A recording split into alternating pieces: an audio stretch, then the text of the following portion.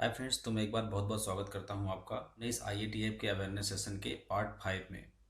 तो चलिए जान लेते हैं आगे बढ़ने से पहले अभी तक हमने पार्ट 1, पार्ट 2 और पार्ट 3 में क्या क्या डिस्कस किया है। तो चलिए देखते हैं। तो फ्रेंड्स, अभी तक हमने पार्ट 0 से लेकर और 3 नंबर तक के जो क्लॉज हैं, general, scope, normative reference, terms and definition, ये हमने पार्ट 1 में डिस्कस किए हैं।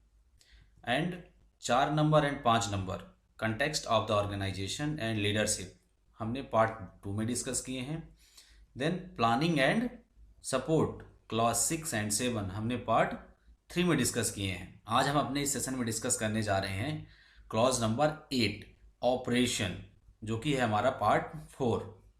तो फ्रेंड्स, चलिए जानते हैं आगे कि 8 क्लॉज में कितने सब क्लॉजेस हैं। वैसे यदि हम बात करें तो IATF को जो सबसे बड़ा क्लॉज है, जो लेंदी क्लॉज है, वो 8 क्लॉज है। पूरे IATF का अवेयरनेस सेशन यदि आप देखोगे तो एक दिन का लगा लो, और 8 क्लॉज जो होता है वो सेपरेट एक दिन लेता है अवेयरनेस ट्रेनिंग में। तो चलिए जानते हैं कि IATF ने 8 क्लॉज में ऑपरेशन में क्या क्या गाइडलाइन बताई है। इसमें ये इसके क्लॉजेज हैं, जो कि मैं पढ़ूंगा तो बहुत टाइम लग जाएगा। तो आप लोग इसको यदि चाहते हो तो मैं बाद में इनकी स्लाइड लगा दूंगा, तो आप इसको जनरली ऐसे पढ़ लेना। चलिए जानते हैं कि क्लॉज नंबर 8.1, जो कि है ऑपरेशन प्लानिंग एंड कंट्रोल। तो IATF ने क्या गाइडलाइन दी है ऑपरेशन प्लानिंग एंड कंट्रोल के लिए। The organisation set plan, implement and control the process needed to meet requirement for the provision of product and services. तो ऑर्गेनाइजेशन क्या करेगा, plan करेगा, इम्प्लीमेंट करेगा एंड कंट्रोल भी करेगा कि process needed the meet the requirements, की process जो है कैसे रिक्वायरमेंट्स को मीट करे और सर्विसेज कैसे अपनी रिक्वायरमेंट्स को मीट करे। इसके लिए उसने बताया है determine the requirement of the product and service. तो इसके लिए हमें क्या करना पड़ेगा, सबसे पहले प्रोडक्ट एंड सर्विस की रिक्वायरमेंट्स को डिटरमाइन करना पड़ेगा कि वो रिक्वायरमेंट्स हमारी क्या क्या हैं जो कि हमें मीट करवानी है। इस्टेब्लिशिंग क्राइटेरिया फॉर, और उसके लिए क्राइटेरिया हमें इस्टेब्लिश करना पड़ेगा। किसके लिए, जैसे कि प्रोसेस हो गई कि प्रोसेस में क्या क्या क्राइटेरिया रखेंगे। And acceptance of the product and services, और जो हमारा एक्सेप्टेंस लेवल है वो क्या रहेगा, चाहे वो प्रोडक्ट हो, चाहे कोई प्रोसेस हो एंड कोई सर्विस हो, उसके लिए आपको एक्सेप्टेंस क्राइटेरिया डिफाइन करने हैं। Then determining the resource needed to achieve conformity to the product and service requirement. And जो प्रोडक्ट एंड सर्विसेज है उसकी रिक्वायरमेंट को मीट करने के लिए आपको रिसोर्सेस डिफाइन करने हैं, डिटरमाइन करने हैं कि क्या क्या रिसोर्स चाहिए और क्या क्या आपके पास में अवेलेबिलिटी अभी है। Then implementing control of the process it's in accordance with the criteria. And process and product के लिए आपको कंट्रोल डिफाइन करने हैं, किसके अगेंस्ट में, स्पेसिफिकेशन के अगेंस्ट में, कि ये मेरी प्रोसेस का या प्रोडक्ट का स्पेसिफिकेशन है और स्पेसिफिकेशन के अगेंस्ट में ये कंट्रोल्ड है। Then determining, maintaining and retaining document information to extent necessary. और जो भी आप करोगे उसके लिए आपको डॉक्यूमेंटेशन जरूर करना है। जो भी आप कंट्रोल्स डिफाइन करते हैं, जो भी आपका स्पेसिफिकेशन डिफाइन करते हैं, उसके लिए आपको डॉक्यूमेंटेड करके रखना है कि ये मेरा रिकॉर्ड्स है इन सारी चीज़ों के लिए। जो भी ये डॉक्यूमेंटेशन हमको करना है, किस चीज़ के लिए हमको करना है, to have confidence that the process have been carry out as a plan, कि हमारी जो प्रोसेस है वो as per plan carry out हो रही है और सारी process as a under control है। ये हमें कॉन्फिडेंस प्रोवाइड करवाएगा हमारा जो डॉक्यूमेंटेशन होगा। And to demonstrate the conformity of the product and services their requirements, और हमारी जो प्रोडक्ट की कन्फर्मिटी है वो एज पर रिक्वायरमेंट्स फुलफिल हो रही है। Output of this planning shall be suitable for the organisation and operation, और ये जो आउटपुट है हमारी प्लानिंग का वो ऑर्गेनाइजेशन के सुटेबिलिटी के हिसाब से होना चाहिए। और organisation shall ensure the outsource process are control, और जितनी भी आउटसोर्स प्रोसेसेस हैं वो कंट्रोल्ड हैं कि नहीं है, ये ऑर्गेनाइजेशन इंश्योर करेगा। देन इसके लिए एक सप्लीमेंटल दिया है IATF ने, क्या कहता है, when planning for the product realisation the following topics shall be include. वो कह रहा है कि जब भी प्रोडक्ट रियलाइजेशन आप करोगे तो नीचे दी गई सारी चीज़ों को आपको ध्यान में रखना है। जैसे कि customer product requirements and technical specification, कि उस प्रोडक्ट में कस्टमर की क्या क्या रिक्वायरमेंट्स हैं और उस प्रोडक्ट की टेक्निकल स्पेसिफिकेशंस क्या क्या हैं। जैसे कि टेक्निकल डाटा सीट होती है, वो आपको चीज़ ध्यान में रखनी है। देन लॉजिस्टिक रिक्वायरमेंट्स, उस पार्ट से रिलेटेड लॉजिस्टिक्स की क्या रिक्वायरमेंट्स हैं, कैसे आएगा, कैसे जाएगा, बाइक में आएगा, कार में आएगा, कि लॉरी में आएगा, ट्रैक्टर में आएगा, किस वे में आएगा, ये सारी चीज़ें आपको कंसीडर करनी है। देन मैन्युफैक्चरिंग फिजिबिलिटी स्टडी आपको करनी है कि फिजिबल है कि नहीं है। बेसिकली यदि हम बात करें तो APQP में सारी चीज़ें देखी जाती हैं, APQP की बात कर रहा है standard. Then project management planning, वही APQP, प्रोजेक्ट मैनेजमेंट प्लानिंग जहाँ बात है कि वही APQP, advance product quality planning. Then है एक्सेप्टेंस क्राइटेरिया की जो प्रोडक्ट हम बना रहे हैं उसका एक्सेप्टेंस क्राइटेरिया क्या है और कैसे उसको फॉलो करना है। देन है फ्रेंड्स 8.1.2 कॉन्फिडेंशियलिटी। तो स्टैंडर्ड कहता है the organisation shall ensure the confidentiality of the customer contracted product and project under development include related product information.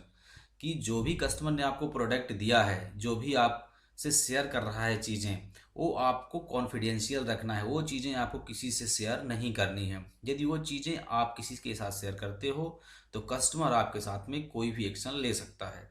तो इस चीज़ का ध्यान रखना है कि वो सारी चीज़ें कॉन्फिडेंशियल होती हैं और कॉन्फिडेंशियलिटी जो है वो बना के रखनी है। देन है फ्रेंड्स 8.2.1 कस्टमर कम्युनिकेशन। कि आप कस्टमर के साथ कम्युनिकेशन कैसे रखोगे। तो communication with customer shall includes, जब भी आप कस्टमर के साथ कम्युनिकेशन करोगे तो नीचे दी गई सारी चीज़ें का ध्यान रखना है। जैसे कि providing information related to product and services, कि जो भी इंफॉर्मेशन आप दोगे related to product and services होनी चाहिए। हैंडलिंग इंक्वायरीज, कॉन्ट्रैक्ट्स और ऑर्डर इंक्लूडिंग चेंजेस।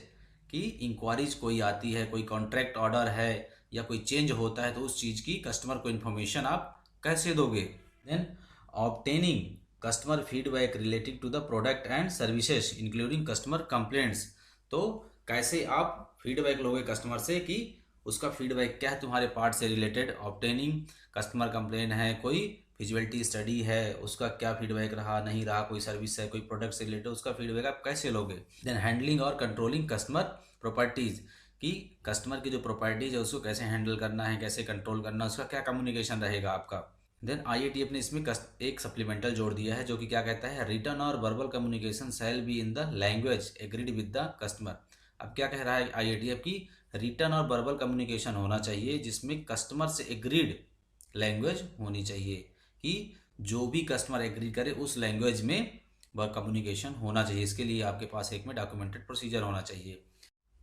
तो क्या कह रहा है standard, the organisation shall have ability to communicate necessary information including, organisation में इतनी एबिलिटी होनी चाहिए कि जो भी नेसेसरी इन्फॉर्मेशन है तो कस्टमर एग्रीड लैंग्वेज में वो कम्युनिकेट कर सके। 8.2.2 determining the requirement for the product and services. कि प्रोडक्ट और सर्विसेज की रिक्वायरमेंट्स है वो आपको डिटरमाइन करना है। जैसे कि when determining the requirement for the product and services to be offered to customer the organisation shall ensure that. तो उस टाइम पे जब भी प्रोडक्ट एंड सर्विसेज की आप कोई भी रिक्वायरमेंट जब डिटरमाइन करोगे और कस्टमर को ऑफर करने वाले होगे तो नीचे दी गई चीज़ों को आपको ध्यान में रखना है और इंक्लूड करना है। जैसे कि the requirement for the product and services are defined including any application statutory and regulatory requirement. तो जब भी आप रिक्वायरमेंट्स डिटरमाइन करोगे तो आपको ध्यान में रखना है कि वहाँ की स्टेटरी और रेगुलेटरी रिक्वायरमेंट क्या क्या हैं। Those considered necessary by organisation, और यदि ऑर्गेनाइजेशन के द्वारा कोई कंसिडरेशन है कोई रिक्वायरमेंट का तो वो भी आपको ध्यान में रखना है। These requirement shall include recycling, environmental impact and characteristics identified as result of the organisation knowledge of the product and manufacturing processes. तो ये सारी चीज़ें फिर से जोड़ दी हैं कि all applicable government safety and environmental regulations related to acquisitions, storage, handling, recycling, elimination of disposal of the material.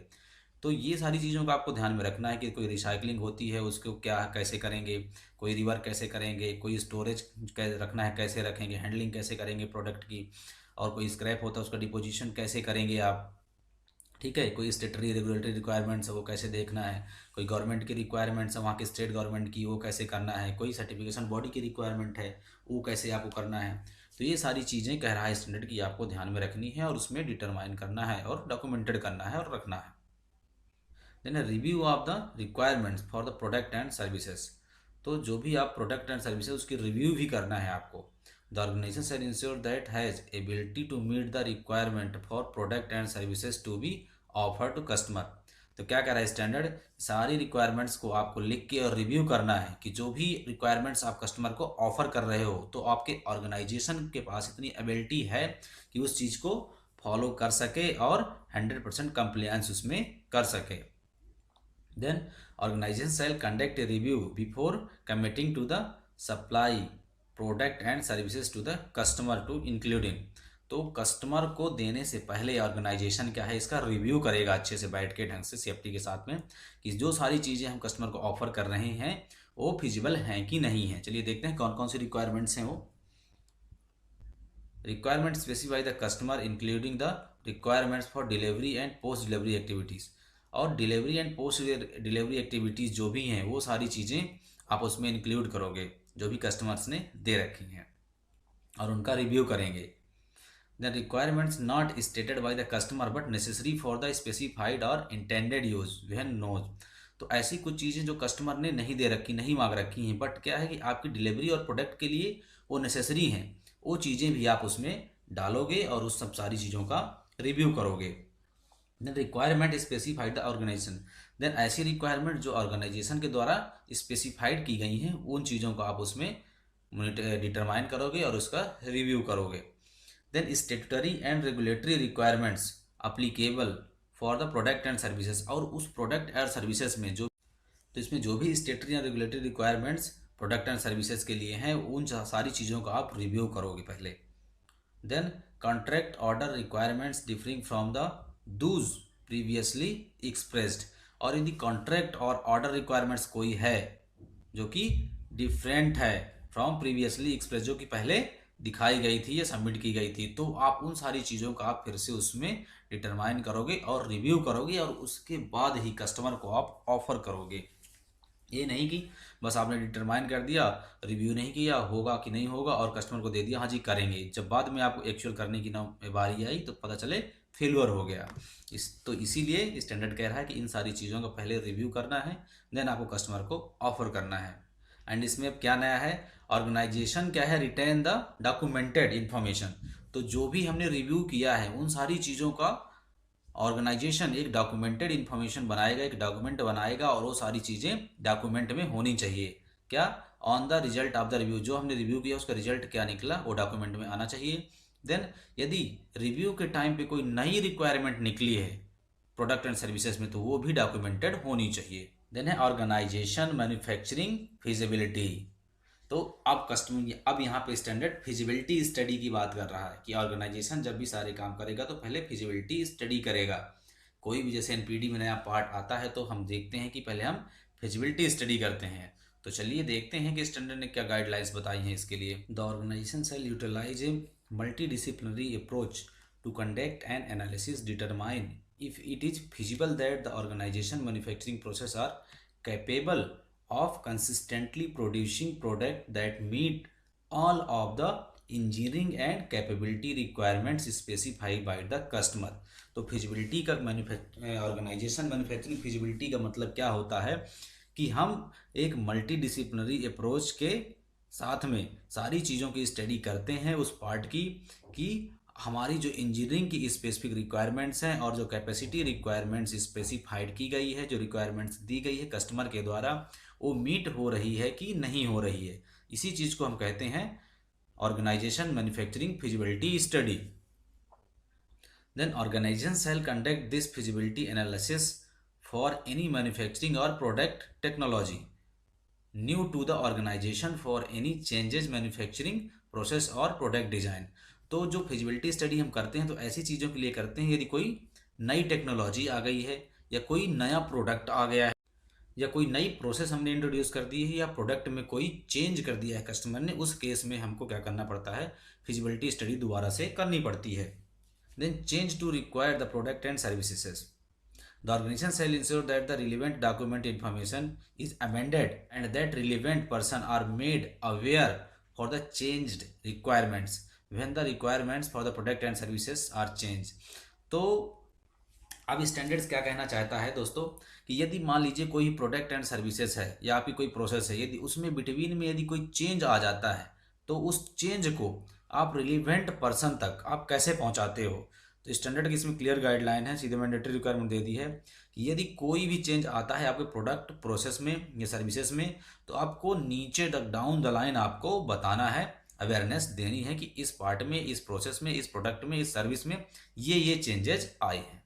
Then design and developments of the product and services. तो अब 8.3 क्लॉज है डिज़ाइन एंड डेवलपमेंट का, product and services की आप design और development कैसे करते हैं।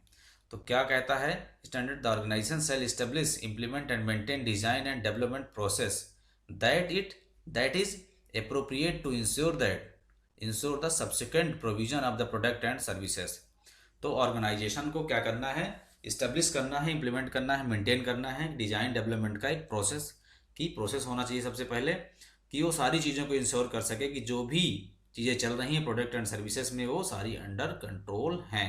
और इसमें सप्लीमेंटल क्या है, the requirement of ISO 9001 section 8.3 shall apply to the product and manufacturing process design and development that shall focus on the error prevention rather than detection. तब इसमें सप्लीमेंटल जो ऐड हुआ है, तो क्या कहता है कि प्रोडक्ट डिज़ाइन जब भी आप करोगे, डिज़ाइन प्रोसेस करोगे, चाहे वो प्रोडक्ट की हो चाहे वो प्रोसेस की हो, तो आपको फोकस करना है एरर प्रिवेंशन पे। आप डिटेक्शन को इतना वो नहीं देना कि आप डिटेक्शन रादर देन डिटेक्शन तो हाई है, डिटेक्शन तो चल ही रहा है, पहले से भी डिटेक्शन चल रहा है, लेकिन अब आपको प्रोडक्ट के कोई यदि एरर आता है तो उसके प्रिवेंशन पे फोकस करना है, डिटेक्शन पे नहीं जोर देना कि नहीं डिटेक्ट कर लेंगे। डिटेक्शन तो हो ही जाएगा, वो तो कर ही रहे हैं, आपको प्रिवेंशन पे फोकस करना है कि कोई डिफेक्ट ना जनरेट हो। देन द ऑर्गेनाइजेशन से document the design and development process. और जो भी ऑर्गेनाइजेशन है तो डिजाइन एंड डेवलपमेंट का प्रोसीजर जो है वो डॉक्यूमेंटेड करेगा, बनाएगा कि डिजाइन एंड डेवलपमेंट का प्रोसीजर क्या रहेगा, कैसे कैसे आप उसको एग्जीक्यूट करोगे। देन है 8.3.2 डिजाइन एंड डेवलपमेंट प्लानिंग, कि आपको डिजाइन एंड डेवलपमेंट की प्लानिंग कैसे करनी है, ये सारी चीजें इसमें नीचे आएंगी। तो चलिए देखते हैं। In determining the stage of the control for design and development the organisation shall consider. तो ये सारी चीजें ऑर्गेनाइजेशन कंसीडर करेगा। The nature, duration and complexity of the design and development activities, कि नेचर क्या है, ड्यूरेशन का, कम्प्लिसिटी क्या है डिजाइन एंड डेवलपमेंट एक्टिविटीज में उस प्रोडक्ट से related. Then require the process stages including applicable and development review.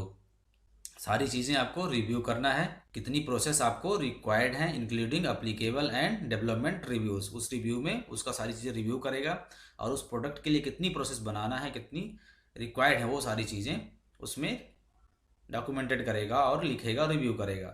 The required design and development verification and validation activities, कौन कौन सी डिज़ाइन एंड डेवलपमेंट में आपको वेरिफिकेशन कहाँ पे करना है, वैलिडेशन कहाँ पे करना है, वो एक्टिविटीज़ सारी आप डालें। फ्रेंड डिज़ाइन एंड डेवलपमेंट में सप्लीमेंटल क्या है, जो मेन चीज़ है सप्लीमेंटल में ही अब आई है निकल के। तो क्या कहता है IATF, the organisation shall ensure that the design and development planning includes all affected stakeholders within the organisation. तो डिज़ाइन एंड डेवलपमेंट जब आप करोगे तो आप कंसीडर करोगे प्लानिंग में जो आपके स्टेक होल्डर्स हैं और ऑर्गेनाइजेशन में, विद इन ऑर्गेनाइजेशन कहाँ कहाँ पे क्या क्या इफेक्ट पड़ सकता है, as appropriately its supply chain, और सप्लाई चैन को भी ध्यान में रखना है। Example of areas for using such as multidisciplinary approach includes but are not limited to the following. और आपको मल्टी डिसिप्लिनरी अप्रोच रखना है और नीचे दी गई सारी चीज़ों को आपको कंसीडर करना है, इसके लिए product design and development planning के लिए, जिसमें से क्या है आपको प्रोजेक्ट मैनेजमेंट करना है। तो प्रोजेक्ट मैनेजमेंट में क्या आता है, आप अपनी कंपनियों में देखा होगा आपने, APQP करना है बेसिकली आपको। क्या है APQP, advance product quality planning, ये ऑटोमोटिव का कोर टूल है, कोर टूल में से एक है। तो जब भी आप कोई न्यू NPD में कोई पार्ट आता है, न्यू प्रोडक्ट डेवलपमेंट होता है, तो आपको उसका APQP करना है। Then product and manufacturing process design activity, example DFME आपको करना है, डिजाइन फेलियर्स मोड आपको ढूंढने हैं कौन कौन से हो सकते हैं, डिजाइन फेलियर एंड DFA करना है। ठीक है, तो ये सारी चीज़ें आपको ध्यान में रखनी है। और जब भी आप कोई या तो प्रोडक्ट डिजाइन कर रहे हो, प्रोसेस डिजाइन कर रहे हो, तो ये सारी चीज़ें आपको ध्यान में रखनी है। Development and review of the product design, risk analysis, और जब भी आप कोई डेवलपमेंट एंड रिव्यू कर रहे हो तो आपको रिस्क एनालिसिस जरूर करना है, जैसे कि FMEA including actions to reduce potential risk, और उसमें एक्शंस भी होने चाहिए कि पोटेंशियल जितने रिस्क हैं उनको हम रिड्यूस कैसे करें। तो इससे जो बेसिकली समझ में आता है कि जब भी आप डेवलपमेंट करोगे किसी भी डिजाइन का या किसी भी नए पार्ट का, कोई नई एनपीडी में कोई पार्ट आता है, प्रोडक्ट डेवलपमेंट होता है, कोई प्रोसेस डेवलपमेंट होती है, तो आपको क्या क्या चीज़ें ध्यान में रखनी है। सबसे पहले तो आपको एपीक्यूपी करना है, project management advance product quality planning, जिसका कि आपके पास में प्रोसीजर होना चाहिए। और उसका फिर आपको एफएमईए बनाना है, उसका कंट्रोल प्लान बनाना है, डब्ल्यूआई बनाना है। और उसके लिए आप प्रोसेस का भी एफएमईए कर सकते हो, प्रोडक्ट का भी एफएमईए कर सकते हो, कंट्रोल प्लान प्रोसेस का भी बना सकते हो और प्रोडक्ट का भी बना सकते हो, डब्ल्यूआई आप प्रोडक्ट का ही बना सकते हो और प्रोसेस का ही बना सकते हो। ये सारी चीज़ें आपने बनानी है और ध्यान रखनी है ड्यूरिंग डेवलपमेंट प्लानिंग में। Then product design skills. तो प्रोडक्ट डिजाइन स्किल्स के लिए बेसिकली स्टैंडर्ड क्या कह रहा है कि जो भी बंदा प्रोडक्ट डिजाइन स्किल्स में इन्वॉल्व हो तो उसको सारी टेक्निकल चीज़ें पता होनी चाहिए, और जो भी उसको एनालिसिस करे वो मैथमेटिकली एनालिसिस होना चाहिए, डेटाबेस। तो अब है friends design and development inputs. Design and developments के इनपुट्स क्या क्या रहेंगे। जब भी आप कोई प्रोडक्ट डिजाइन करेंगे या कोई भी प्रोसेस डिजाइन करेंगे तो आपके इनपुट्स क्या क्या रहेंगे। क्या कहता है standard, the organisation shall determine the requirements essential for the specific type of product and services to be designed and developed the organization shall consider। तो जब भी आप कोई इस टाइप का प्रोडक्ट या प्रोसेस डिजाइन कर रहे हो या कोई सर्विस डिजाइन कर रहे हो तो आपको नीचे दी गई सारी चीज़ें ध्यान में रखना है। फंक्शनल एंड परफॉर्मेंस रिक्वायरमेंट्स, कि जो भी आपका प्रोडक्ट या प्रोसेस है उसकी फंक्शनल एंड परफॉर्मेंस की रिक्वायरमेंट्स क्या है वो आपको पता होना चाहिए। Information derived previous design and development activity, और जो आपने पहले कोई भी डिज़ाइन एंड डेवलपमेंट एक्टिविटी करी है तो उससे आपको गाइडलाइन लेनी है कि कहाँ कहाँ प्रॉब्लम हो सकती है, तो अभी आपको कहाँ कहाँ क्या क्या इंप्रूवमेंट करने हैं। देन स्टैंडर्ड और codes for practice that the organisation has committed to, और जो आपके ऑर्गेनाइजेशन की स्टैंडर्ड प्रैक्टिस है उन सारी चीज़ों को ध्यान में रखना है, वो चीज़ें इनपुट्स में आपको लेनी है। Then potential consequences of the failure due to the nature of product and services, और प्रोडक्ट के नेचर के हिसाब से, सर्विसेज के हिसाब से क्या क्या पोटेंशियल कॉन्सिक्वेंसेस हो सकते हैं जिसकी वजह से प्रोडक्ट या प्रोसेस फेल हो सकती है, वो सारी चीज़ें आपको ध्यान रखनी है। और उसको ध्यान में रखते हुए आपको डिज़ाइन करना है कोई भी पार्ट और डेवलप करना है। और ये जो सारी चीज़ें करोगे इसके लिए आपको the organisation shall retain documented information on design and development inputs, और डिज़ाइन एंड डेवलपमेंट इनपुट्स के लिए आपको क्या करना है, डॉक्यूमेंटेड करना है, और वो सारी चीज़ें डॉक्यूमेंट करके रखनी है कि आपके डिज़ाइन एंड डेवलपमेंट्स के इनपुट्स क्या क्या हैं। तो जब भी आप एपीक्यूपी करोगे तो एपीक्यूपी में सारी चीज़ें आपको आ जाएंगी, कंटेंट्स आ जाते हैं और वो आपके डॉक्यूमेंटेड हो जाएंगे। तो फ्रेंड्स बेसिकली जब हम डिज़ाइन एंड डेवलपमेंट की बात करते हैं तो डिज़ाइन एंड डेवलपमेंट 3 टाइप का होता है।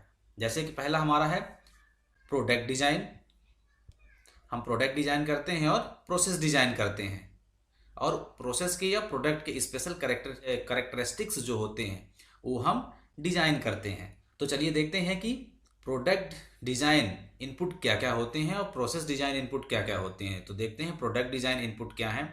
प्रोडक्ट डिज़ाइन इनपुट, जब हम कोई भी प्रोडक्ट डिज़ाइन करते हैं तो उसके लिए इनपुट्स क्या होते हैं, कस्टमर नीड्स, कि हमारे कस्टमर की ज़रूरत क्या है, बाउंड्री एंड इंटरफेसेस रिक्वायरमेंट्स, उस सैंपल से रिलेटेड प्रोडक्ट से रिलेटेड बाउंड्रीज क्या क्या हैं, प्रोडक्ट स्पेसिफिकेशन क्या है, ये उसका इनपुट रहेगा कि प्रोडक्ट की स्पेसिफिकेशन क्या है। देन यदि कोई एम्बेडेड सॉफ्टवेयर है तो उसकी रिक्वायरमेंट है कि नहीं है, applicable customer statutory and regulatory requirements, कोई भी पार्ट जो हम डिजाइन कर रहे हैं तो उसका कोई अप्लीकेबल स्टेटरी और रेगुलेटरी रिक्वायरमेंट्स तो नहीं है, ये चीज़ आपको इनपुट में ध्यान रखना है या इनपुट में लेना है। देन जब आप प्रोसेस डिजाइन करते हो तो आपको कौन कौन सी चीज़ें इनपुट्स में ध्यान रखनी है, इनपुट्स के लिए लेनी है, जैसे कि ड्राइंग, प्रोसेस की drawing. Then engineering specification, engineering के स्पेसिफिकेशन क्या क्या है, past experience data, past trouble data क्या है आप उसका प्रोसेस से रिलेटेड, वो सारी चीज़ें आपको लेनी है। टारगेट फॉर प्रोडक्टिविटी, प्रोडक्टिविटी का टारगेट क्या है वो चीज़ आपको लेनी है। Process capability, timing and cost, process capability क्या है, टाइमिंग क्या है और उसकी कॉस्ट क्या है, वो चीज़ आपको इनपुट में लेनी है। Then customer requirements if any, और कस्टमर की यदि कोई रिक्वायरमेंट है तो वो भी आपको ध्यान में रखनी है। देन स्पेशल करेक्टरिस्टिक्स, तो स्पेशल करेक्टरिस्टिक्स के लिए क्या है कि इसमें आपको एक मैंडेटरी प्रोसीजर बनाना है और उसका रिव्यू करना है, implementation of the special characteristics. और उसमें रिव्यू में आपको क्या देखना है कि जो भी कस्टमर स्पेसिफाइड कोई यदि स्पेशल करेक्टरिस्टिक्स है या ऑर्गेनाइजेशन ने ड्यूरिंग डेवलपमेंट में कोई यदि स्पेशल कैरेक्टरिस्टिक्स डिफाइन किया है तो उसका इम्प्लीमेंटेशन कैसे होगा, उसकी कन्फर्मिटी कैसी होगी, वो आपको उस प्रोसीजर में दिखाना है और उसमें डॉक्यूमेंटेड भी उस चीज़ को करना है और डॉक्यूमेंटेड करके रखना है। और फ्रेंड्स, जो प्रोडक्ट डिज़ाइन होती है वो बेसिकली देखा जाता है कि कुछ ऑर्गेनाइजेशंस जो हैं हमारे में मोस्टली उसमें हम एक्सक्लूड कर देते हैं प्रोडक्ट डिज़ाइन। सारे जो ऑर्गेनाइजेशंस वो नहीं करते हैं, तो बेसिकली हम फोकस करते हैं प्रोसेस डिज़ाइन पे कि किसी पार्ट्स के लिए हमें प्रोसेस कैसे डिज़ाइन करनी है। Then friends, design and development control.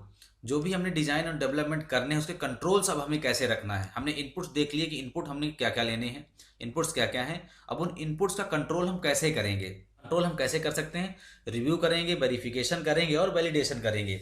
यही तरीका होता है कंट्रोल करने का। तो जो आप रिव्यू करोगे उसके लिए आप प्लान बनाओगे, प्लान के हिसाब से रिव्यू करोगे। जो आप वेरिफिकेशन करोगे वो आउटपुट चेक करोगे प्लान का कि क्या निकला। और जो आप वैलिडेशन करोगे वो आपको output meet to the intended requirement. आप देखोगे कि उस आउटपुट में जो हमारी रिक्वायरमेंट है वो मीट हो रही है कि नहीं हो रही है, जिसके लिए आप क्या करते हैं, प्रोटोटाइप बनाते हैं, पी पैप का पार्ट रिव्यू करते हैं, पी पैप एक्टिविटी करते हैं, production process approval part.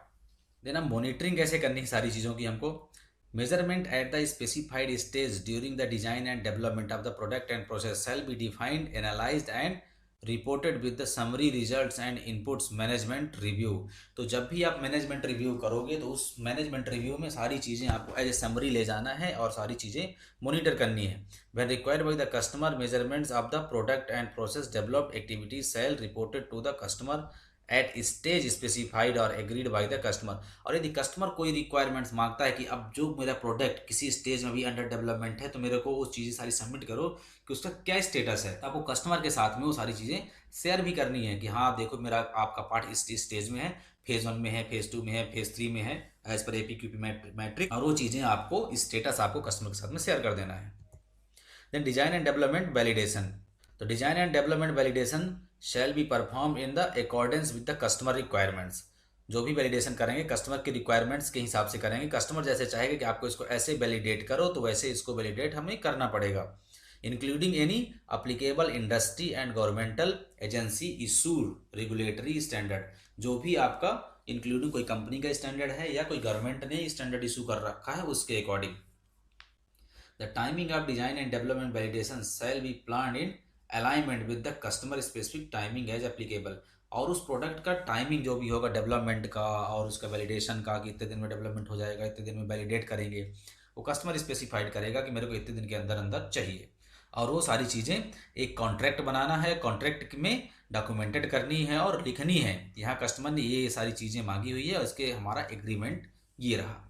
Then 8.3.4.4 Product Approval Process. The organization shall establish, implement and maintain product and manufacturing approval process conforming to the requirements defined by the customer।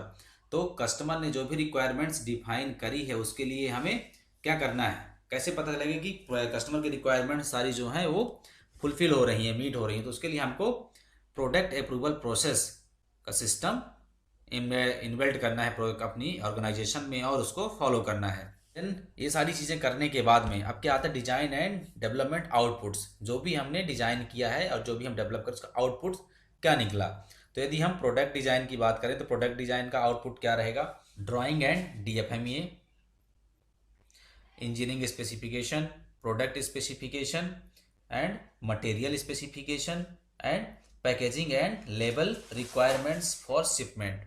और यदि हम process manufacturing process design में output की बात करें तो इसमें क्या क्या आउटपुट निकलेंगे, PFD process flow diagram, PFMEA process failure mode effect analysis, control plan निकलेगा, work instruction, maintenance plan and instructions, specification and drawing, special characteristics of the product and services. और क्या है, प्रोसेस अप्रूवल एक्सेप्टेंस क्राइटेरिया, कि process approval के लिए acceptance criteria क्या है, ये निकलेंगे इसमें आउटपुट में। प्रोडक्ट डिजाइन एंड डेवलपमेंट के आउटपुट में सारी चीज़ें निकल के आएंगी। तो फ्रेंड्स अब 8.3.5 डिजाइन एंड डेवलपमेंट चेंज क्या कहता है स्टैंडर्ड इसके लिए, design and development changes shall be reviewed, verified and validated before their implementation। और इसमें यदि बीच में कहीं किसी डिज़ाइन एंड डेवलपमेंट में चेंज होता है तो वो रिव्यू होना चाहिए, वेरीफाइड होना चाहिए और वैलिडेट होना चाहिए इम्प्लीमेंटेशन करने से पहले। ये नहीं कि आप उसमें कुछ भी इम्प्लीमेंट कर दो और इसमें रिव्यू वैलिडेट ना करो। अब ये सारी चीज़ें करनी कैसे? रिव्यू करने के लिए आपको एक प्लान बनाना है, प्लान वर्सेस एक्चुअल आप रिव्यू कर सकते हैं। वेरिफिकेशन के लिए आपको क्या करना है? आउटपुट चेक करना है एज पर प्लान कि आपका प्लान क्या था और आउटपुट क्या निकला है। वैलिडेशन के लिए output meet is intended requirement, कि जो हमारी रिक्वायरमेंट थी वो मीट हो रही है कि नहीं हो रही है, ये आपका वैलिडेशन हो जाएगा। देन फ्रेंड्स अब है 8.4 control of externally provided product and services. जो भी कंपनी में ऑर्गेनाइजेशन में एक्सटर्नली प्रोवाइडेड होते हैं कस्टमर को, जो हम एक्सटर्नली बाहर से लेके देते हैं चीज़ें, उसका कंट्रोल क्या है? Control of externally provided product and services. तो देखते हैं कि इसके लिए क्या गाइडलाइन दी है स्टैंडर्ड ने। क्या कहता है standard? The organisation shall ensure that externally provided process product and services conform to the requirements. तो ऑर्गेनाइजेशन इंश्योर करेगा इस चीज़ को कि जो भी externally provided product process and services हैं वो रिक्वायरमेंट्स मीट कर रही हैं कि नहीं कर रही हैं। The organisation shall determine the control to be applied to the externally provided process product and services. और ऑर्गेनाइजेशन डिटरमाइन करेगा कि उनमें क्या कंट्रोल लगाना है, कैसे लगाना है, जो भी externally provided product and services हैं।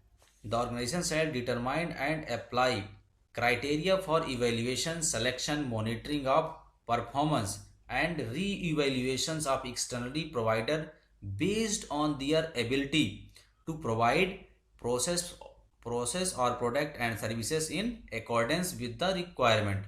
तो ऑर्गेनाइजेशन डिटरमाइन करेगा और इवेल्युएट करेगा कि जो भी आपके बाहर से पार्ट्स आ रहे हैं, जो भी आपके एक्सटर्नली प्रोवाइडेड प्रोडक्ट्स हैं, और तो वो कैसे आपके यहाँ पे आ रहे हैं, उनके मॉनिटरिंग का क्राइटेरिया क्या है, उनका आप इवेल्युएशन कैसे कर रहे हैं, सर्विस का इवेल्युएशन कैसे कर रहे हैं, उनका कंट्रोल क्या क्या है। तो ऑर्गेनाइजेशन इन सारी चीज़ों को डिटरमाइन करेगा और कंट्रोल करेगा।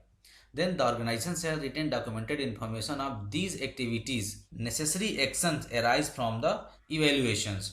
तो ऑर्गेनाइजेशन क्या है, इन सब सारी चीज़ों का डॉक्यूमेंटेड इन्फॉर्मेशन रखेगा, एक डॉक्यूमेंट बनाएगा और सारी चीज़ों का इन्फॉर्मेशन रखेगा, और यदि जहाँ पे लगता है कि मेरे को एक्शंस लेना चाहिए वहाँ पे एक्शंस भी लेगा।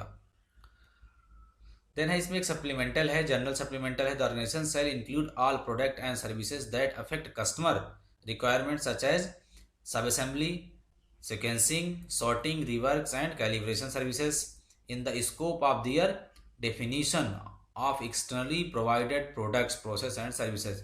तो ऑर्गेनाइजेशन सारी चीज़ों को इंक्लूड करेगा, जो भी एक्सटर्नली प्रोवाइडेड होगा, चाहे वो प्रोडक्ट है, सर्विस है, असेंबली है, सब असेंबली है, सॉर्टिंग, रिवर्क, कैलिब्रेशन, सारी चीज़ों को उसकी स्कोप में डलवाएगा और देखेगा कि इनकी वजह कोई प्रॉब्लम नहीं होनी चाहिए। Then supplier selection process 8.4.1.2। तो जो भी एक्सटर्नली प्रोवाइडेड हैं ये कहाँ से आएंगे? किसी न किसी सप्लायर से आएंगे। तो आपको अब क्या करना है, स्टैंडर्ड ने क्या दिया, सप्लायर सिलेक्शन के लिए एक क्लॉज बना दिया कि ये आपको सप्लायर का सिलेक्शन कैसे करना है। तो देखते हैं क्या गाइडलाइन है। The organisation shall have documented supplier selection process. Organisation के पास में एक डॉक्यूमेंटेड प्रोसीजर होना चाहिए सप्लायर सिलेक्शन करने का। The selection process shall include, जिसमें कि सिलेक्शन प्रोसेस जब आप करोगे तो ये सारी चीज़ें उसमें इंक्लूड होनी चाहिए। Assessment of the selected supplier, risk, product conformity and uninterrupted supply of the organisation product to their customer.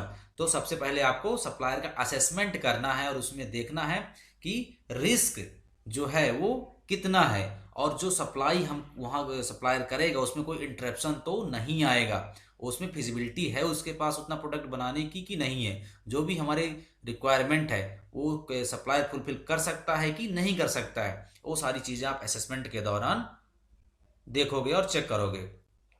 Relevant quality and delivery performance, supplier की रिलेवेंट क्वालिटी और डिलीवरी परफॉर्मेंस कैसी है। ऐसा तो नहीं कि पार्ट हमने आज मांगा और 3 दिन बाद वो पार्ट ला के दे, क्वालिटी बहुत ही घटिया क्वालिटी आ रही है।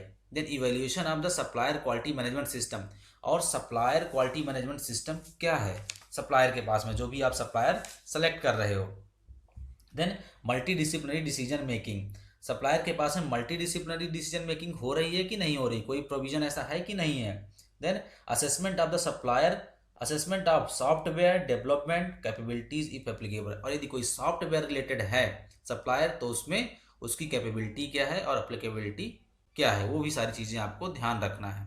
The supplier selection criteria that should be considered including the followings, ये भी सारी चीज़ें आपको ध्यान में रखनी है जब भी आप सप्लायर सिलेक्शन करोगे। वॉल्यूम ऑफ ऑटोमोटिव बिजनेसेस, कि सप्लायर का वॉल्यूम कितना है ऑटोमोटिव बिजनेसेस में। फाइनेंशियल स्टेबिलिटी, फाइनेंशियल स्टेबिलिटी उसकी कैसी है, डगमगा तो नहीं रही, कोई इशू आ गया बस बंद कर दिया। देन परचेज प्रोडक्ट मटेरियल और सर्विसेज कम्प्लेक्सिटी, उसमें परचेज प्रोडक्ट मटेरियल में क्या कम्प्लेक्सिटी तो कोई नहीं है कि पता चले कोई प्रोडक्ट ही नहीं परचेज कर पा रहा जो हमारे हमसे रिलेटेड चाहिए। रिक्वायर्ड टेक्नोलॉजी, प्रोडक्ट जो हमें टेक्नोलॉजी चाहिए प्रोडक्ट एंड सर्विसेज के लिए उसके पास है कि नहीं है। एडिक्वेसी ऑफ अवेलेबल रिसोर्सेज, जैसे कि पीपल एंड इंफ्रास्ट्रक्चर, जो भी रिसोर्सेज चाहिए प्रोडक्ट एंड सर्विस को मेंटेन करने के लिए उसके पास है कि नहीं है। Then design and development capabilities, उसके पास डिजाइन डेवलपमेंट कैपेबिलिटीज़ है कि नहीं है, प्रोडक्ट मैनेजमेंट फॉलो करता है कि नहीं करता, मैन्युफैक्चरिंग कैपेबिलिटी उसकी है कि नहीं है। Change management process, change management की कोई प्रोसेस उसके पास है कि नहीं है। Then business continuity planning, business continuity planning के लिए उसके पास क्या है, मान लीजिए कोई डिजास्टर हो गया, ठीक है, तो उसकी कैसी प्रिपेयर्डनेस उसके पास रहेगी, क्या कंटीजेंसी प्लानिंग है उसके पास में। देन लॉजिस्टिक्स प्रोसेस, लॉजिस्टिक्स से पार्ट लाने ले जाने के लिए उसकी क्या प्रोसेस है, कस्टमर की सर्विस क्या क्या है। इन सारी चीज़ों का आपको सप्लायर सिलेक्शन के दौरान में डीपली मॉनिटर करना है और उसका एनालिसिस करना है, देन आपको सप्लायर सेलेक्ट करना है। 8.4.1 पर थी कस्टमर डायरेक्टेड सोर्स। कई बार क्या होता है दोस्तों कि कस्टमर हमको डायरेक्ट बोल देता है कि ये मेरा सोर्स है और आप यहाँ से प्रोडक्ट लो और मुझे सर्विस करो। तो उस केस में भी आपको क्या करना है, when specify the customer organisation sell purchase product material और services from the customer directed source, तो क्या करेगा उस केस में भी आपको सारी चीजें मेंटेन करनी है और ध्यान रखना है जैसे कि आपको नॉर्मल कस्टमर में कर रहे सप्लायर में कर रहे हो। 8.4.2 type of extent of control, the organisation shall have a documented process to identify outsourced process and to select the type and extent of control used to verify conformity to externally provided product process and services to internal organization and external customer requirements। तो organisation के पास में क्या है, एक documented process होना चाहिए जो भी आपके आउटसोर्स प्रोडक्ट आते हैं कि उनका सिलेक्शन कैसे करना है और जब भी पार्ट आएगा उसको वेरिफिकेशन कैसे करना है, या कोई नॉन कंफर्मिटी आती है तो उसको हैंडल कैसे करना है, और जो भी कस्टमर की रिक्वायरमेंट्स हैं उस प्रोसेस में आपको इंक्लूड करनी है कि इस पार्ट को ऐसे ऐसे हैंडल करना है, ऐसे ऐसे आगे बढ़ाना है। तो उसके लिए आपको एक डॉक्यूमेंटेड प्रोसीजर होना चाहिए। Then friend statutory and regulatory requirement, तो इसमें बेसिकली क्या कह रहा है, standard the organisation shall documented their process to ensure that purchase products process and services conform to the current applicable statutory and regulatory requirements in the country of receipt, the country of shipment, and the customer identified countries or designations if provided। तो इसमें standard basically यही कह रहा है कि आपके पास में डॉक्यूमेंटेड प्रोसेस होना चाहिए जिसमें से लिखा हो कि आपकी स्टेटरी एंड रेगुलेटरी रिक्वायरमेंट्स कौन कौन सी हैं प्रोडक्ट एंड सर्विसेज से रिलेटेड, यदि कोई जहाँ पे country of receipt, country of shipment and यदि कोई कस्टमर की स्पेसिफाइड कंट्री है वो भी यदि कस्टमर ने दी हुई है तो वो सारी चीज़ें स्पेसिफाइड होनी चाहिए। स्टेटरी and regulatory requirements, स्टेटरी and regulatory requirements होती क्या है, इसको आप डीपली यदि जानना चाहते हैं तो इसके लिए मैंने अलग से एक वीडियो बना रखा है, तो आप मेरे गैलरी में जाके वहाँ देख सकते हैं, नहीं तो लिंक इसकी डिस्क्रिप्शन में मिल जाइए, आप वहाँ से क्लिक करके देख सकते हैं। If the customer defines special control for certain product with स्टेटरी and regulatory requirements, the organization shall ensure they are implemented and maintained, define including the supplier। तो यदि कस्टमर ने कोई हमको स्टेटरी एंड रेगुलेटरी रिक्वायरमेंट्स दे रखी है, डिफाइन कर रखी है, तो हमें सप्लायर एंड पे भी सेम इंप्लीमेंट करवानी है और मॉनिटर करवानी है। Then supplier quality management system development, और हमें अब सप्लायर एंड पे क्वालिटी मैनेजमेंट सिस्टम का भी डेवलपमेंट करना है। Shall require their supplier of automotive product and services to develop, implement and improve a quality management system certified ISO 9001 unless otherwise authorized by the customer with the ultimate objective of becoming certified to the automotive quality management system standard। तो जो भी आप supplier select करने जा रहे हैं वो क्या है, कम से कम ISO 9001 सर्टिफाइड होना चाहिए, नहीं तो उसके पास कुछ ऐसे ऑब्जेक्टिव होना चाहिए जो कि automotive quality management system standards की रिक्वायरमेंट्स को फॉलो कर रहे हो और वो कस्टमर से सर्टिफाइड होना चाहिए। देन है सप्लायर मॉनिटरिंग। तो जब भी आप सप्लायर मॉनिटरिंग करोगे 8.4.2.4 सप्लायर मॉनिटरिंग, सप्लायर आपने सेलेक्ट कर लिया, असेसमेंट कर लिया, सब कुछ कर लिया, उसको मॉनिटर भी तो करना पड़ेगा ना। The organisation shall have a documented process, तो इसके लिए आपके पास में डॉक्यूमेंटेड प्रोसेस होना चाहिए and criteria to evaluate supplier performance in order to ensure conformity of externally provided product process and services to internal and externally customer requirements. तो आपके पास में डॉक्यूमेंटेड प्रोसेस होना चाहिए और उसको सप्लायर को इवेल्युएट करने का, मॉनिटर करने का एक क्राइटेरिया होना चाहिए कि सप्लायर इवेल्यूएशन आपको करना कैसे है, किस चीज़ का इवेल्यूएशन करना है, supplier provided product and process, जो भी आपकी रिक्वायरमेंट्स हैं अगेंस्ट में कस्टमर और इंटरनल की जितनी भी रिक्वायरमेंट्स है उसके अगेंस्ट में आपको इवेल्यूएशन का क्राइटेरिया बनाना है और सप्लायर को इवेल्युएट करना है। जिसमें से मिनिमम नीचे जिनमें से कि कुछ स्टैंडर्ड कहता है कि ये सारी चीज़ें ध्यान में रखी जाएं। At minimum the following supplier performance indicator shall be monitored, जैसे कि delivered product conformity to requirements, कि जो भी सप्लायर आपको प्रोडक्ट दे रहा है वो उसकी कन्फर्मिटी रेट क्या है। Then supplier disruptions at the receiving plants including yard hold and stop ship delivery schedules performance, कितनी बार ने सप्लायर आपको गलत पार्ट दिया, कितनी बार उसकी वजह से आपकी लाइन होल्ड हुई और कितनी बार आपकी डिलीवरी डिले आई और कितनी बार आपका शेड्यूल फेलियर हुआ, वो सारी चीज़ें मॉनिटर करनी है। Number of occurrence of premium freight, कितनी बार आपको प्रीमियम फ्राइट में भेजना पड़ा पार्ट को, वो चीज़ भी आपको ध्यान में रखना है। Then if provided by the customer, if provided by the customer, the organization shall also include the following appropriate in their supplier performance monitor, जैसे कि special status, customer notification related to the quality और delivery issues, dealer returns, warranty field actions and recalls. तो supplier evaluation criteria में आपको भी सारी चीज़ें जानना है कि जो आपके कस्टमर एंड से यदि कोई फेलुअर आता है, कोई वारंटी फील्ड कोई आपको कस्टमर रिटर्न आता है, कोई फील्ड फेलुअर आता है, कोई वारंटी इशू आता है, कोई रिकॉल होता है, तो वो सारी चीज़ें भी आपको सप्लायर इवैल्यूएशन के क्राइटेरिया में डालनी है।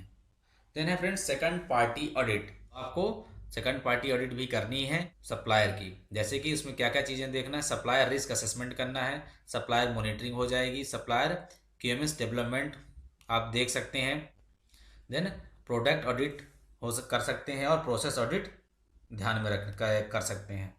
4.2.5 सप्लायर डेवलपमेंट्स, इसकी सिंपल सी रिक्वायरमेंट है कि जो भी आपका सप्लायर है उसके आपको डेवलपमेंट के लिए प्लान करना है, क्योंकि जो भी इश्यूज आपके सप्लायर से निकल के आएंगे तो उसको आपको डेवलप भी तो करना है, उसको एक स्टेज पे छोड़ नहीं सकते हैं आप। तो उसके लिए जब भी आप डेवलपमेंट के लिए प्लानिंग करेंगे तो ये नीचे दी गई चीज़ों को आपको इंक्लूड करना है, जैसे कि परफॉर्मेंस इशूज यदि कोई है आइडेंटिफाई थ्रू सप्लायर मॉनिटरिंग, जो भी आपने सप्लायर मॉनिटरिंग में उसका परफॉर्मेंस इशू मॉनिटर किया वो सारी आपको डेवलप करवाना है। सेकंड पार्टी ऑडिट में जो फाइंडिंग्स हैं वो आपको डेवलपमेंट के थ्रू आपको डेवलप करवानी है। Third party audits quality management system certification status क्या है कि नहीं, यदि नहीं है तो आपको सर्टिफाइड करवाना है। रिस्क एनालिसिस को कर रहा है कि नहीं कर रहा है वो सारी चीज़ें आपको देखना है, और रिस्क एनालिसिस नहीं कर रहा है तो आपको रिस्क एनालिसिस करवाना है। तो organisation shall implement actions necessary to resolve open unsatisfactory performance issues and pursue opportunity for continual improvement, और जो भी फाइंडिंग्स हैं निकल के आई हैं उसके अगेंस्ट में आपको एक्शंस इम्प्लीमेंट करने हैं, और जो भी अनसेटिस्फैक्ट्री चीज़ हैं, जो भी रिस्क निकल के आया उसमें अपॉर्चुनिटी फॉर इम्प्रूवमेंट ढूंढना है और कंटिन्यूअल इम्प्रूवमेंट करते रहना है। तो फ्रेंड्स इस सप्लायर मॉनिटरिंग का जो हमारा क्लॉज है इसके बारे में चलिए एक बार ब्रीफ जान लेते हैं कि किन किन चीज़ों की रिक्वायरमेंट है, एक बार रिव्यू ले लेते हैं। The organization shall ensure that externally provided process, product and services conform to the requirements, जैसा कि पहले हम डिस्कस कर चुके हैं, सारी चीज़ें को रिक्वायरमेंट्स को मीट होनी चाहिए। इसके लिए आपको क्या करना है कि हमारे जो प्रोडक्ट एंड प्रोसेस जो भी सर्विसेज हैं वो रिक्वायरमेंट को मीट करें। तो आपको सबसे पहला mandatory procedure required for supplier selection, तो आपके पास में सबसे पहले मैंडेटरी प्रोसीजर होना चाहिए, सप्लायर सिलेक्शन का प्रोसीजर होना चाहिए। Mandatory process required for control of outsource product, और आउटसोर्स प्रोडक्ट कैसे कंट्रोल करना है उसके लिए आपको प्रोसीजर होना चाहिए। Mandatory procedure required for control of legal requirements, और जो भी लीगल रिक्वायरमेंट्स है उसके लिए आपको आपके पास प्रोसीजर होना चाहिए। Mandatory procedure required for supplier performance monitoring, supplier performance monitoring का आपके पास में प्रोसीजर होना चाहिए। Supplier QMS development organisation responsibility, और सप्लायर के पास में क्यूएमएस स्टैंडर्ड डेवलप होने चाहिए, यदि नहीं है तो आपको करवाने हैं, ये ऑर्गेनाइजेशन की रिस्पॉन्सिबिलिटी है। Then supplier minimum to be certified ISO 9001 2015। Then criticality of the supplier, supplier की क्रिटिकलिटी क्या है ये भी आपको ध्यान में रखना है। परफॉर्मेंस ऑफ द सप्लायर, और परफॉर्मेंस क्या है आपके सप्लायर की, ये चीज आपको ध्यान में रखनी है। देन है 8.5 point control of production and service provision. तो organisation shall ensure that externally provided process product and services conform to the requirements.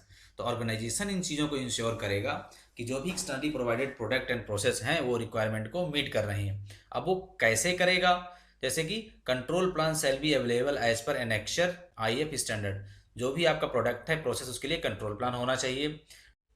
WI shell be define in language which understood by operator, और जो भी work instruction है वो operator जो language समझता है उस लैंग्वेज में होने चाहिए। Setup verification shell be perform, और जो भी प्रोडक्ट या प्रोसेस है उसके लिए सेटअप अप्रूवल की प्रोसेस होनी चाहिए। Verification after shutdown to be perform, यदि कोई शट डाउन होता है मशीन में या प्रोसेस में उसके बाद में वेरिफिकेशन का सिस्टम होना चाहिए। PM शैल बी परफॉर्म्ड, तो प्रिवेंटिव मेंटेनेंस का TPM शैल बी परफॉर्म, तो टोटल प्रिवेंटिव मेंटेनेंस का सिस्टम होना चाहिए। Then management of production and tooling, production and tooling का मैनेजमेंट होना चाहिए, उसके लिए SOP होना चाहिए, कैसे टूलिंग मेंटेन करनी है, कैसे उसका प्रोडक्शन रखना है, कैसे अवेलेबिलिटी इंश्योर करनी है। Then production scheduling shall be done to address the customer schedule और एड्रेस, तो प्रोडक्शन शेड्यूलिंग करनी है जिसमें कि कस्टमर शेड्यूल आपका एड्रेस होता है, कस्टमर के शेड्यूल के अगेंस्ट में आपको प्रोडक्शन एंड प्लानिंग करनी है। Then friends identification of traceability, तो आपको हर एक चीज़ की ट्रेसेबिलिटी मेंटेन करके चलनी है और उसके लिए आपको सिस्टम बनाना है ट्रेसेबिलिटी का। The organisation shall ensure identification and traceability of the product. Property belonging to the customer externally provided, the organisation shall extra care customer और externally provided properties shall be protected from damage, तो यदि आपके पास में कोई customer की property है तो उसको आपको केयर करना है और उसको बचा के रखना है। Then preservation storage and inventory requirement to be appropriately address, तो जो भी इन्वेंट्री के नॉर्म्स है उसके हिसाब से ही पार्ट को रखना है और प्रिजर्व करना है। कंट्रोल ऑफ चेंजेस, तो mandatory procedure require for control of changes, तो जितने भी चेंजेस होते हैं उसके लिए आपके पास में मैंडेटरी प्रोसीजर होना चाहिए, जो कि उसमें सारी चीज़ें एड्रेस हों कि कैसे कैसे यदि कोई चेंज होता है तो कैसे कैसे करना है। Then temporary change of the process control, temporary change of the process control shall है मैंडेटरी प्रोसीजर, इसके लिए भी आपके पास में मैंडेटरी प्रोसीजर होना चाहिए। Then 8.6.2 layout inspection and functional testing, तो लेआउट जैसे आप जानते ही हो, लेआउट के लिए सबसे पहले आपके पास में एक WI होना चाहिए, उसका प्रोसीजर होना चाहिए, और लेआउट जो आप करोगे layout inspection and functional testing shall be perform, और उसके लिए आपको acceptance criteria shall be define acceptance criteria रखना पड़ेगा। Then legal requirements associated with the supplied product shall be verified, तो लीगल रिक्वायरमेंट्स भी आपको वेरीफाइड करनी है जब आप लेआउट इंस्पेक्शन करोगे। Verification of externally provided products shall be perform, और आपके पास में जो एक्सटर्नली प्रोवाइडेड प्रोडक्ट्स हैं उसका ही वेरिफिकेशन आपको लेआउट में करना है। 6.3 appearance item for organisation manufacturing parts designated by the customer as appearance item, the organisation shall provided the following, तो कभी कभी कस्टमर क्या कह देता है कि ये मेरा अपीयरेंस पार्ट्स है, तो यदि कस्टमर ने कुछ ऐसा बोला हुआ है कि ये मेरा अपीयरेंस पार्ट्स है तो आपको क्या क्या चीज़ें ध्यान में रखनी है।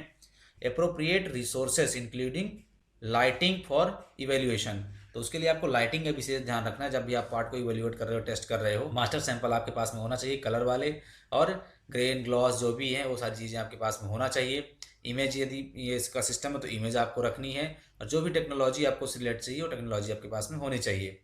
Maintenance and control of appearance master and evaluation equipment, जो भी आप मास्टर सैंपल बनाएंगे उसके लिए आपको एक प्लान बनाना है कि जो मेरे मास्टर सैंपल हैं इतने से लेके इतने दिन तक वैलिड हैं और उसके बाद में उनको हटा देना है। Verification that personal making appearance evaluation are competent and qualified, तो जो भी बंदा वेरिफिकेशन कर रहा है टेस्टिंग कर रहा है वो कॉम्पिटेंट है कि नहीं है, इस चीज़ का भी ध्यान रखना है। तो फ्रेंड्स अब 8.6.4 verification and acceptance of the conformity of externally provided product and services. तो क्या कहता है standard, the organisation shall have a process to ensure the quality of externally provided process product and services utilising one or more the following methods. तो जो भी आपके externally provided product process and services हैं वो सारे verified होना चाहिए और ऑर्गेनाइजेशन उस चीज़ को इंश्योर करेगा। इसके लिए आप क्या क्या मेथड यूज कर सकते हो, जैसे कि receipt and evaluation of statical data provided by the supplier to the organisation. आप सप्लायर के द्वारा दिए गए डाटा का यूज कर सकते हो, नहीं तो आप खुद का रिसीविंग इंस्पेक्शन कर सकते हो एंड टेस्टिंग कर सकते हो, जैसे कि सैम्पलिंग बेस में, और चेक कर सकते हो। इसके अलावा यदि आप चाहो तो second party third party assessment audit कर सकते हो सप्लायर साइट में जाके, एंड रिकॉर्ड्स जो भी है उसका चेक कर सकते हो, delivery of the product performance आप चेक कर सकते हो वहाँ पे जाके। Then part evaluation by the designated laboratory, ये पार्ट का इवेल्युएशन आप लेबोरेटरी में जाके करवा सकते हो। And another method agreed with the customer, और कस्टमर के द्वारा यदि कोई अदर मेथड एग्रीड है तो उसका भी आप यूज कर सकते हो। स्टेटरी एंड रेगुलेटरी रिक्वायरमेंट्स जो भी हैं वो आपको फॉलो करनी है, जैसे कि मैंने बताया था जो भी आपके प्रोडक्ट्स एंड प्रोसेस से रिलेटेड स्टेटरी रिक्वायरमेंट्स हैं, रेगुलेटरी रिक्वायरमेंट्स आपको फॉलो करनी है। जैसे कि इसके लिए मैंने बताया आपको कि वीडियो बना रखा है, आप डिस्क्रिप्शन में जाके चेक कर सकते हैं। Then control of non conforming outputs, यदि आपके पास यदि कोई भी नॉन कन्फर्मिंग आउटपुट्स, यदि कस्टमर के एंड पे कोई नॉन कन्फर्मिंग पार्ट चला जाता है या आपके यहाँ पे कोई नॉन कन्फर्मिटी होती है तो उसको आपको कैसे कंट्रोल करना है, उसके लिए आपके पास में प्रोसीजर होना चाहिए, और उसका डिपोजिशन एक्शन क्या है, डिपोजिशन कैसे करना है, वो सारी गाइडलाइंस उसमें होनी चाहिए। और उसके बाद में उसका एनालिसिस का प्रोसीजर आपके पास में होना चाहिए, जिसको हम बोलते हैं नॉन कन्फर्मिटी हैंडलिंग प्रोसीजर, वो आपके पास ऑर्गेनाइजेशन में होना चाहिए। और उसके लिए आप करेक्टिव एक्शंस क्या ले रहे हो, प्रिवेंटिव एक्शन क्या ले रहे हो, और उसका करेक्शन आपने क्या किया है नॉन कन्फर्मिटी का, वो भी होना चाहिए और इम्प्लीमेंट होना चाहिए। और ये सारी चीज़ें आपको एक डॉक्यूमेंट में करके रखनी है। यदि कस्टमर के एंड से कोई नॉन कन्फर्मिटी आती है तो उसके लिए आपको करेक्शन, करेक्टिव एक्शन, प्रिवेंशन, ये सारी चीज़ें यदि कस्टमर मांगता है तो कस्टमर के फॉर्म में देनी है, कापा के फॉर्म में देनी है, नहीं तो आपका इंटरनल एक फॉर्मेट इंप्लीमेंट करना है, डॉक्यूमेंटेड करना है, उस फॉर्म में सबमिट करना है, डॉक्यूमेंटेड करके आपको रखना है। और ऑर्गेनाइजेशन में रिपेयर्ड प्रोडक्ट, रिवर्क प्रोडक्ट का एक प्रोसीजर होना चाहिए। रिपेयर के लिए क्या वर्क इंस्ट्रक्शन है, रिवर्क के लिए क्या वर्क इंस्ट्रक्शन है, ये उसमें प्रॉपरली डिफाइन होना चाहिए। और उसके अगेंस्ट में आपने क्या एनालिसिस किया है, एनालिसिस का रिजल्ट होना चाहिए, डॉक्यूमेंटेड होना चाहिए, और उसके अगेंस्ट में एक्शन होने चाहिए।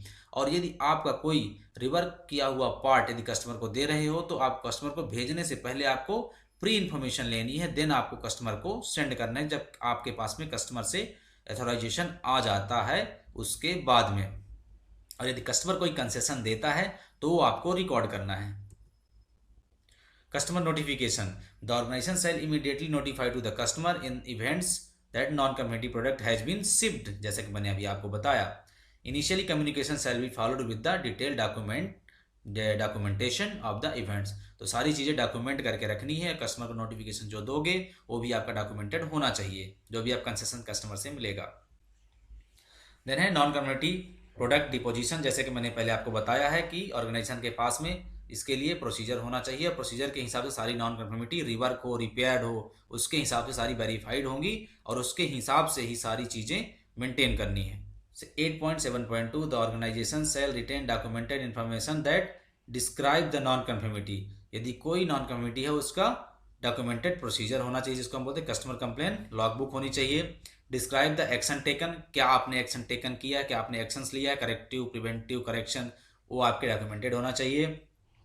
डिस्क्राइब एनी कंसेशन ऑब्टेन, यदि कोई कंसेशन आपको मिला है, डेविएशन, वो भी उसमें डिस्क्राइब होना चाहिए। Identified the authority deciding the actions is respect of the non conformity, तो उसके लिए आपको एक ऑथराइजेशन देना है कि कौन डिफाइन करेगा कि नॉन कन्फर्मिटी के अगेंस्ट में कौन सा एक्शन सही है, कौन सा नहीं है, वो चीज़ें आपको डिफाइन करके रखनी है। और उसके लिए आपको एक डॉक्यूमेंट बनाना है, डॉक्यूमेंटेड इन्फॉर्मेशन प्लांट के अंदर ऑर्गेनाइजेशन में रखनी है।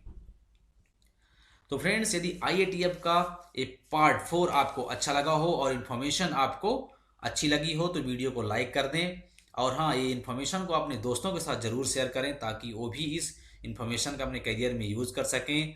और हाँ, यदि आप मेरे नए व्यूअर हैं तो आप चैनल को सब्सक्राइब कर लें और नोटिफिकेशन का ऑन कर लें, ताकि मेरे हर एक वीडियो के अपडेट आपको इमीडिएट मिल जाया करे और आप मेरे किसी भी नए वीडियो से वंचित न रह जाएं।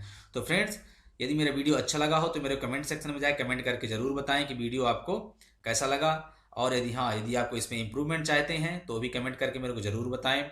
और यदि आप कोई नया वीडियो चाहते हैं कि मैं आपके लिए कोई नया वीडियो लेके आऊँ, तो भी आप ज़रूर मेरे को कमेंट करके कमेंट सेक्शन में ज़रूर बताएं। अभी तक हमारे साथ बने रहने के लिए आपका बहुत बहुत धन्यवाद।